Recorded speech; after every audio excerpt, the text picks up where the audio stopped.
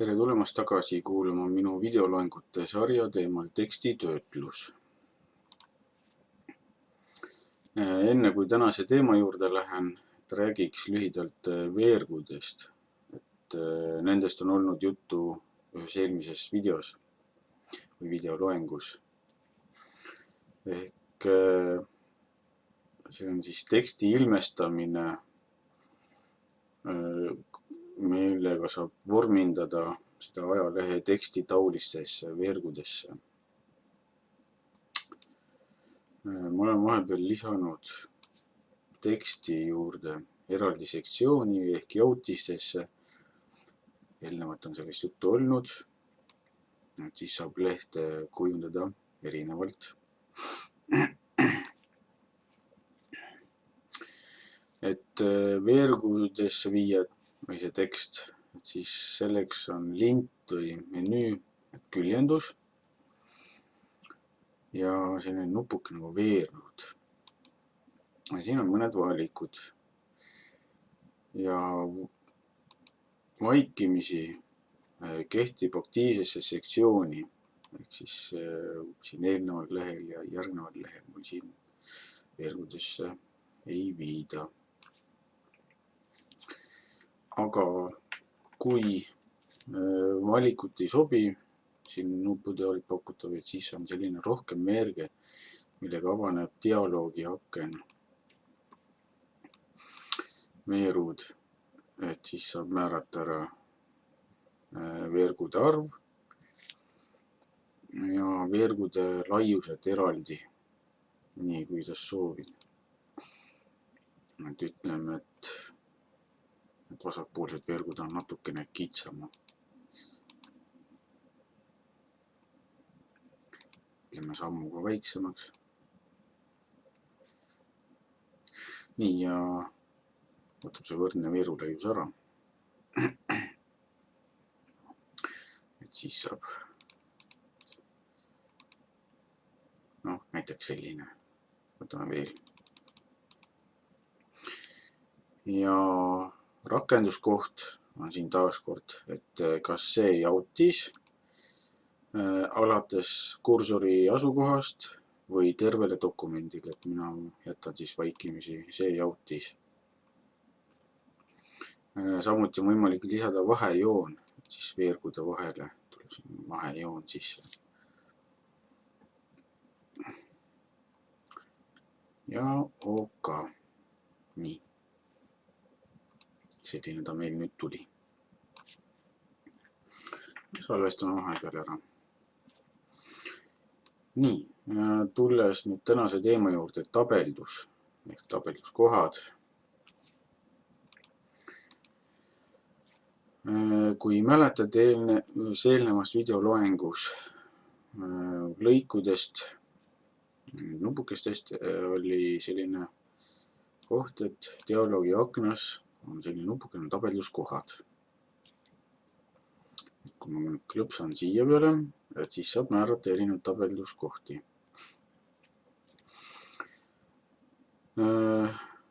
Nii mitu tabelduskohta, kui on vaja.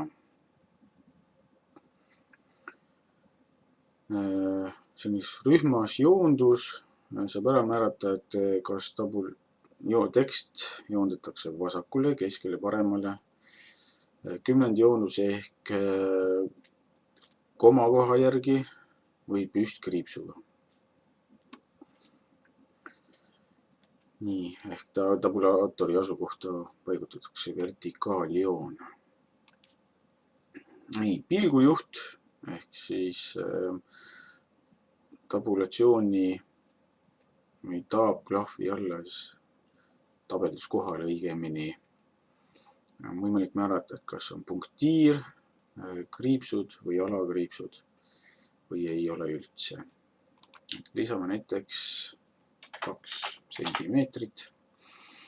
Mõtleme, et joondame vasakule ja paneme punktiirjoonega ja siis nüüd külpsub siia nupule sea. Ja OK.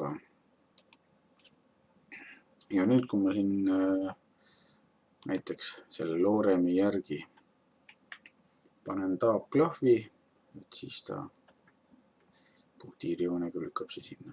No, siin teksti sees ei ole praegu kõige parem näidata, et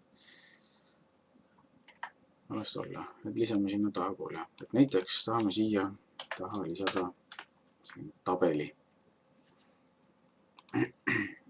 Muutan uuesti tabelduskohad lahti. Et näiteks kolme veeruga või kolme veergu paigutada on arve.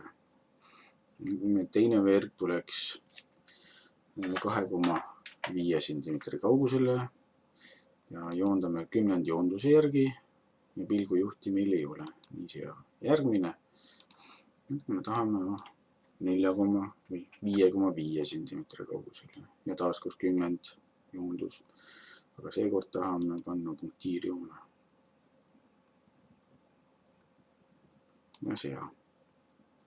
Nii, 2 tükki on olemas. Ja OK. Nüüd ma kirjutan mingid numbrid, taabklahv, koma, ja kui ma nüüd enteriga lähen uuele reale, et ta jätab meelde nüüd, et kirjutan jälle numbri. Et nagu näed, et joondab komakoha järgi taabklahvi, trükime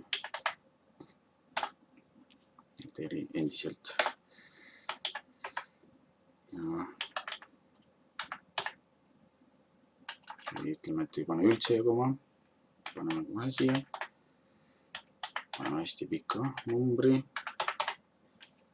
Et eelnevalt ütlesime, et on 10 kohal, et siin on täpikene. Nii, kui tähele juba panid, et joonlaua peal on ka need sümbolid tekkinud, et tegelikult enterit võtan siit ära, et on selline võimalus lisada tabulatsiooni kohti ka nende nupukeste või abil. Ja siin peal klõpsates, et saad siis valida erinevaid tabulatsiooni kohti, et keskel joondus, parem joondus, 10 koht, siis püstkriips või püstjoon. Viimase teemana räägiks süvisinitsiaalist. Ehk lähme jälle siin lisa alla ja siin on valida võimalik, et süvisinitsiaal. Mul ei ole nüüd teksti kursor teksti peal. Et paneme näiteks, tuleme siia.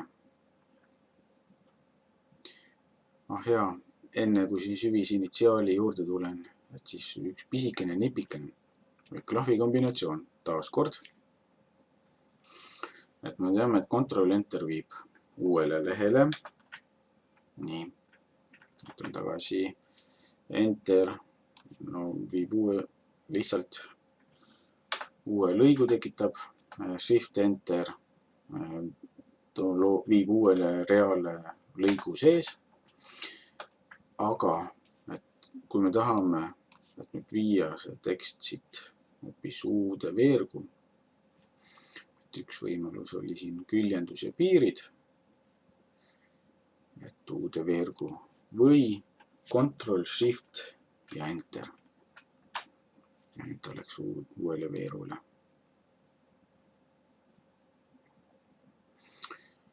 Nii, tuleme tagasi süvisinitsiaali juurde. Et mul on nüüd kursor siin lõigu peal ja lisa süvisinitsiaal. Et on põhilisena 2 varianti, on kas on süvistatud või veerisel vasakul pool.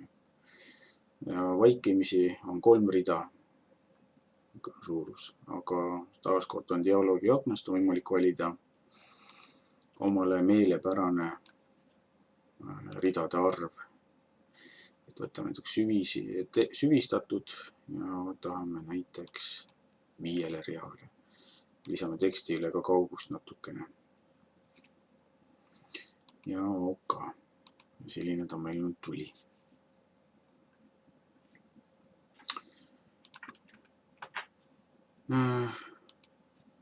selleks korraks kõik. Tänan kuulamast ja kohtumiseni järgmisel korral.